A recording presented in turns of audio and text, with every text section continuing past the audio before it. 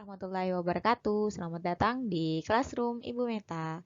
Hari ini kita melanjutkan materi ya. Kemarin kita sudah belajar eksponen dan akar. Hari ini kelanjutan dari bab 1 itu adalah logaritma. Oke, kita langsung masuk ke materi. Ya, sebelum kita masuk ke materi inti, ayo kita mengingat kembali ya. Nah, pelajaran sebelumnya semoga kalian masih ingat apa saja yang ada di pelajaran sebelumnya. Ya, Ibu bantu mengingatkan ya. Yang pertama ini eksponen ya. Nah, eksponen di sini masih kalian ingat kan? Jika A pangkat N itu sama dengan A dikali A-nya sebanyak N faktor ya. Ini bilangan pokoknya dan N itu adalah pangkatnya. Jadi sebanyak pangkatnya, perkalian berulangnya. Terus yang kedua, kalian ingatkan kembali sifat-sifat yang berlaku pada eksponen.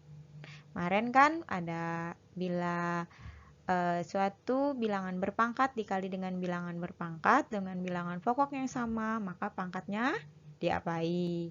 Ya, ditambah. Kalau dia dibagi, maka pangkatnya dikurang. Dan masih banyak lagi ya sifat-sifatnya. Semoga kalian masih ingat. Kalau lupa, silahkan buka kembali channel yang sebelumnya itu. Link sebelumnya.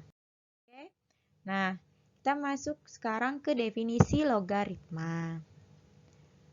Jadi, definisi logaritma itu misalkan A adalah bilangan positif dengan A lebih dari 0 dan A kurang dari 1 atau A lebih dari 1. Berarti ini sekitar koma ya, desimal. Kalau ini lebih dari 1. Dan B lebih dari 0, maka berlaku A log B. Log ini adalah singkatan dari logaritma. A log B itu sama dengan C jika dan hanya jika B itu sama dengan A pangkat C. Nah, ini bentuk logaritma dan ini bentuk pelajaran eksponen kemarin ya anak-anak. Masih ingat kan? Dia berpangkat. Di mana? Nah, yang namanya A ini, A adalah bilangan pokok. Bilangan pokok jika dalam bentuk eksponen atau basis logaritma. Dalam log itu basis logaritma.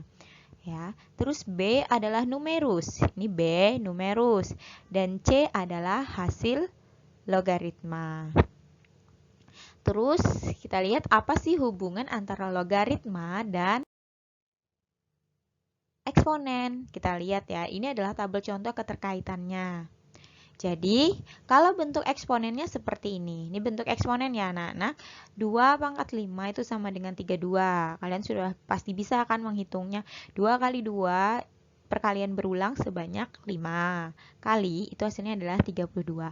Nah, bentuk eksponen seperti ini, kalau kita bentukkan logaritma, itu sama dengan 2 log 32.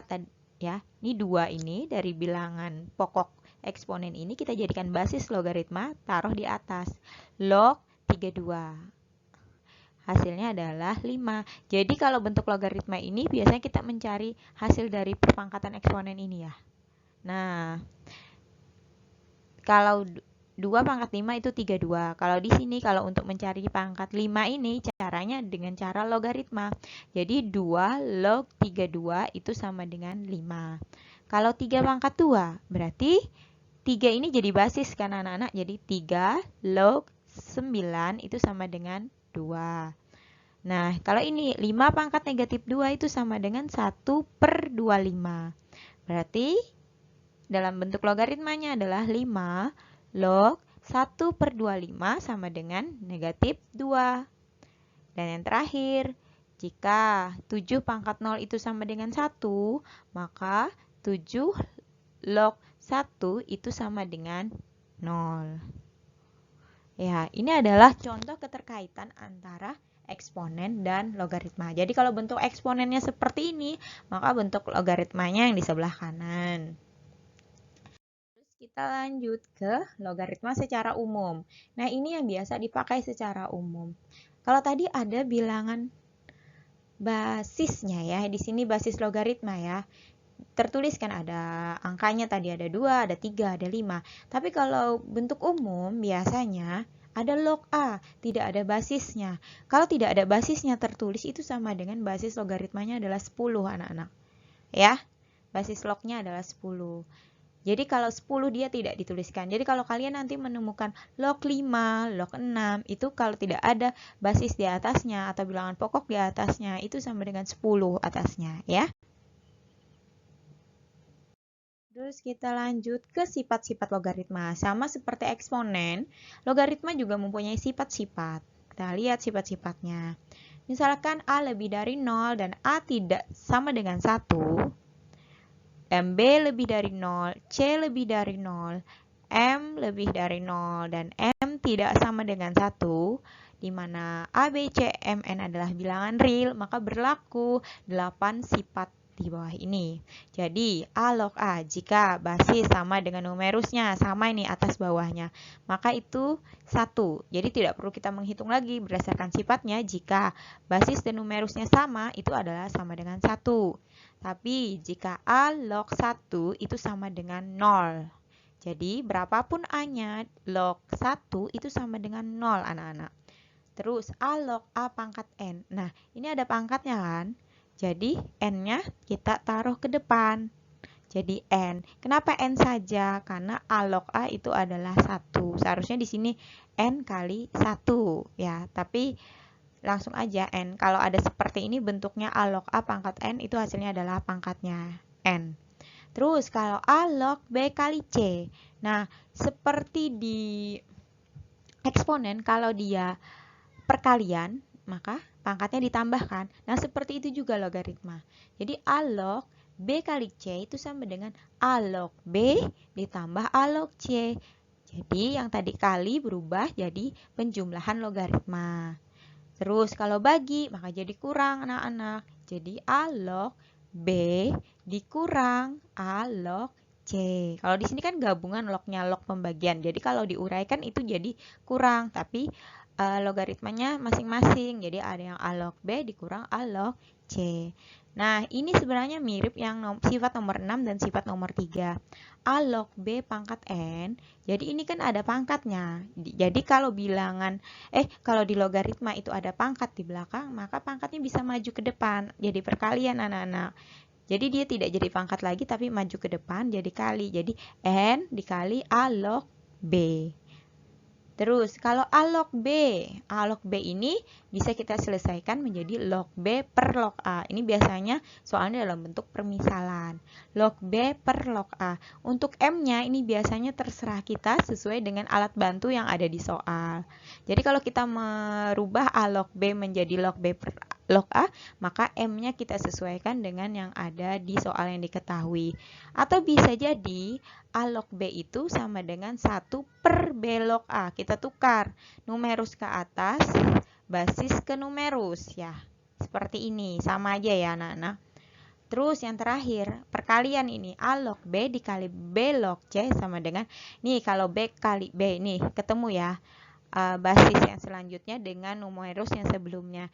Itu kita hilangkan aja, jadi hasilnya adalah ujung dan ujungnya aja. Jadi basis paling awal kita ambil ya, jadi A, terus numerus yang paling akhir. Kalau dia berkelanjutan B numerus, B basis, nah anggapnya kita coret-coret hilang, sisa A log C. Kalau dia berlanjut lagi C log D, maka C-nya juga hilang, hasil akhir adalah A log D. Ya. Nah, ini sifat-sifat yang harus kalian pahami. Supaya nanti ketika ada soal kalian bisa menggunakan seluruh sifat ini ya. Mungkin nanti dari beberapa soal itu beda-beda kalian mengerjakan dengan teman, tapi insya Allah hasilnya sama. Karena kadang sifat-sifat yang digunakan itu teman yang satu dengan teman yang lainnya itu berbeda, tergantung mana yang menurut mereka mudah untuk dipahami. Oke? Nah, kita untuk lebih memahami tadi sifat, jadi kita contoh dulu ya. Contoh yang pertama, buktikan sifat logaritma. Yang pertama kita disuruh membuktikan, padahal ini sudah ada di sifat ya tadi ya.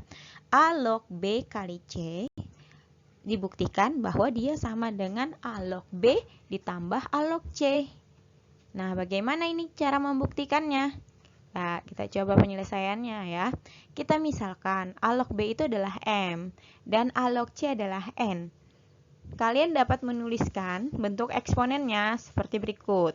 Jadi B ini kalau kita rubah menjadi eksponen menjadi A pangkat M. Dan C itu menjadi A pangkat N. Nah, kita menggunakan kembali sifat eksponen. Kalau dia dikali, maka pangkatnya ditambah ya anak-anak ya.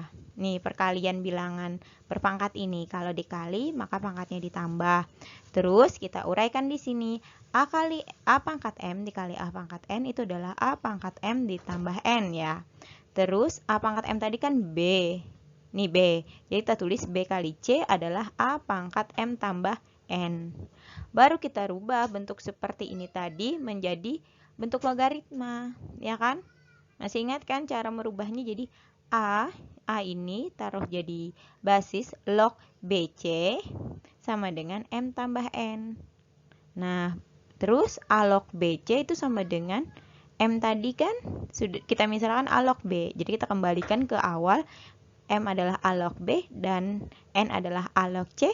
Sehingga terbukti bahwa A log BC itu sama dengan A log B ditambah A log C. Nih, penggunaan logaritmanya yang ini ya. A log B sama dengan M dan A log C sama dengan N. Kembalikan ke atas. Oke, nah ini contoh pembuktian sifat logaritma. Salah satu sifat. Nah, kalian coba di rumah ya. Tadi kan dengan cara itu, dengan cara memisalkan dengan bilangan berpangkat ya. Nah, sekarang siapa tahu kalian punya cara lain yang berbeda dengan cara yang Ibu contohkan tadi untuk membuktikan A log B kali C sama dengan A log B ditambah A log C. Jika ada dari kalian yang berhasil mencoba membuktikan dengan cara yang lain, silahkan japri Ibu ya. Ini akan Ibu berikan nilai bonus untuk kalian jika kalian berani mencoba. Oke, Ibu tunggu ya hari ini juga. Nah, terus untuk contoh kedua. Tadi contoh pertama pembuktian. Nah, untuk contoh yang kedua ini adalah sederhanakanlah bentuk logaritma berikut ini. Sederhanakanlah bentuk logaritma berikut ini. 2 log 16 ditambah 2 log 8. Berapa hasilnya? Jadi kita coba ya menyelesaikan. 2 log 16 ditambah 2 log 8 berdasarkan sifatnya tadi itu kalau ada penjumlahan log itu bisa berubah berdasarkan sifatnya itu jadi kali kan anak-anak. Jadi 2 log 16 dikali 8. 16 kali 8 adalah 128. Sekarang apa hubungannya 2 dengan 128? Jadi ternyata 128 itu adalah 2 pangkat 7 anak-anak. Nah, ini kan sudah agak mirip dengan sifat logaritma yang kita pelajari tadi kan. 128 kita rubah menjadi 2 pangkat 7. Maka di sini 2 log 2 pangkat 7. Nah, pangkat 7 ini bisa maju ke depan anak-anak. Jadi 7 kali 2 log 2. Nah, yang 2 log 2 itu kan sama dengan 1. Jadi 7 kali 1 adalah 7. Oke, gampang aja kan menyelesaikan soal logaritma yang contoh kedua ini? Ya, Ibu rasa kalian dapat dengan cepat lah untuk memahaminya ini. Terus yang contoh ketiga. Nah, ini agak rumit sedikit contoh ketiga ini kita aplikasi dari pembelajaran logaritma dan eksponen. Di sini ada contoh soal, Arif menabung uangnya di bank sebesar 3 juta dan mendapatkan bunga sebesar 5% per tahun. Jadinya nih Arif ini nabung 3 juta. Terus setiap tahunnya itu dapat bunga 5%. Ya. Jadi 3 juta awal terus dapat 5%. Nanti di akhir tahun dia nambah lagi di awal tahun berikutnya kan uangnya tidak hanya 3 juta, tambah lagi kan dengan bunga tadi. Nah, tambah nanti bunganya 5% dari uang yang sudah bertambah tadi. Nah, seperti itulah bayangannya. Terus, berapa lama Arif harus menyimpan uang di bank agar tabungannya tersebut menjadi 3 kali lipat dari tabungan awal. Berarti 3 kali lipat dari 3 juta ini maunya pertanyaan orang ini, tabungan Arif itu 3 kali lipat dari awal. Nah, perlu waktu berapa lama katanya Arif harus menabung di bank tersebut? Ya, kita coba menyelesaikan. Nah, kita misalkan M0 itu adalah modal awal. MT modal setelah menabung selama T tahun. Karena kita tidak tahu kan berapa lama dia menabung. Terus I adalah bunga per tahun. Tabungan awal M0 Arif adalah 3 juta ya. Sesuai di soal itu adalah 3 juta. Seterusnya tabungan setelah T tahun, kita maunya tadi 3 kali lipat. Maka 3 kali lipat dari 3 juta itu adalah 9 juta. 3 kali 3 juta ya anak-anak ya. 9 juta. Terus kita lakukan bagaimana caranya? Nah, dengan mengeksplorasi tabungan awal dan bunga yang diperoleh Arif, kalian bisa menentukan rumus tabungan Arif setelah T tahun. Untuk menentukan total tabungan Arif setelah T tahun, kita bisa menggunakan rumus penambahan uang. Nah, bentuknya seperti ini. MT, ini kan tabungan Arif nanti di akhir tahun itu 3 juta dalam kurung 1 tambah 0,05 pangkat T. Dapat di mana 0,05? 0,05 itu adalah 5%. Ya, tadi bunganya kan 5%. Jadi di sini 0,05. Kita rubah 5% itu menjadi desimal. 1 ini awal ya, yang pertama. Jadi 3 juta dikali 1 ditambah 0,05 pangkat T. Jadi, jika Arif menginginkan tabungan akhirnya menjadi 3 kali lipat, maka berlaku 3 kali lipat tadi kan 9 juta. 9 juta sama dengan 3 juta dikali 1 tambah 0,05 pangkat T. Ya, yang akan dicari adalah T-nya anak-anak. Nah, bagaimana kita menentukan MT sama dengan 3 juta dikali 1 ditambah 0,05 pangkat T? Ayo kalian berpikir sejenak. Seperti apa ya kira-kira caranya? Ya, mungkin ada yang tahu ya sudah ya, tapi mungkin ada juga yang bingung bagaimana caranya. Oke. Nah, dengan menggunakan sifat logaritma, kita bisa menentukan waktu yang dibutuhkan agar tabungan Arif menjadi 3 kali lipatnya. Ini kan sesuai rumusnya tadi ya, anak-anak. 9 juta sama dengan 3 juta dikali 1 ditambah 0,05 pangkat T. Jadi kita mau cari T nih. Intinya kita mau cari T lamanya. Jadi kita pindahkan ruas ya. 9 juta bagi 3 juta. Ya, dibagi 3 juta. Jadi ini 3 jutanya tidak ada lagi kan di sebelah kanan. 9 juta dibagi 3 juta adalah 3. Sama dengan 1 tambah 0,05 pangkat T. Nah, ini kan bentuknya eksponen ya anak-anak. Ya kan, bilangan berpangkat. Tadi kan bisa dihubungkan dengan log kan. Nah, jadi log 3 ini itu sama saja dengan log 1 ditambah 0,05 T. Nah, ini bisa dengan cara lain. Kalau kalian bisa menyelesaikan dengan cara langsung dilogkan, bisa juga. Kalau ini caranya masing-masing kiri dan kanan ditambahkan log. Dibuat ya, ditambah lognya. Terus jadi log 3 sama dengan log 1 tambah 0,05 itu adalah 1,05 pangkatkan T. Terus pangkat ini kan bisa maju ke depan jadi T kali log 1,05 ya kan. Karena yang mau dicari adalah T, maka log 3 dibagi log 1,05. Nah, kita kan tidak tahu berapa log 3, berapa log 1,05. Ini cara menyelesaikan masalahnya, kalian bisa menggunakan kalkulator atau tabel logaritma. Jadi kalau kalkulator itu jika ada kalkulator kalian gunakan kalkulator yang ada di rumah, klik aja log 3 atau tergantung kalkulatornya ya. Kalau kalkulator yang bisa ada tulisannya itu ketik log baru angka 3. Tapi kalau tidak ada itu yang langsung muncul angka berarti ketik 3 baru log ya. Jadi ternyata setelah dihitung log 3 itu adalah 0,4771, log 1,05 itu adalah 0,0212. Terus kita bagi ya. Oh, ternyata T-nya adalah 22,5 anak-anak. Jadi, nih dapat kita simpulkan, Arif membutuhkan waktu 22,5 tahun agar tabungannya menjadi 3 kali lipat. Nah, seperti itu anak-anak. Jadi tadi sudah ada 3 contoh soal yang Ibu berikan kepada kalian. Yang pertama itu pembuktian. Nah, untuk membuktikan itu mungkin caranya berbeda-beda, tapi hasilnya pasti sama. Silahkan kalian coba dengan cara yang berbeda. Terus yang nomor 2 itu menyederhanakan, itu ada nilainya karena bentuknya angka ya, jadi itu ada nilainya, bentuknya bilangan log berapa, kalian disuruh menyederhanakan. Nah, yang soal contoh ketiga ini dalam bentuk aplikasi, sudah dari berbagai macam contoh ya, 1, 2, 3.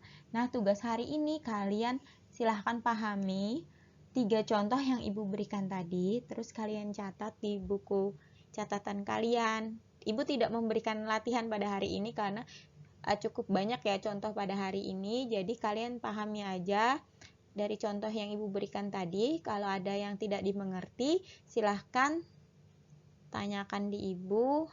Seperti biasa, japri Ibu, oke? Ya, Ibu rasa sampai di sini dulu pembelajaran dari Ibu. Semoga apa yang Ibu sampaikan bermanfaat untuk semua. Bu akhiri, wabillahi taufiq wal hidayah. Assalamualaikum warahmatullahi wabarakatuh. Terima kasih ya yang sudah nonton full.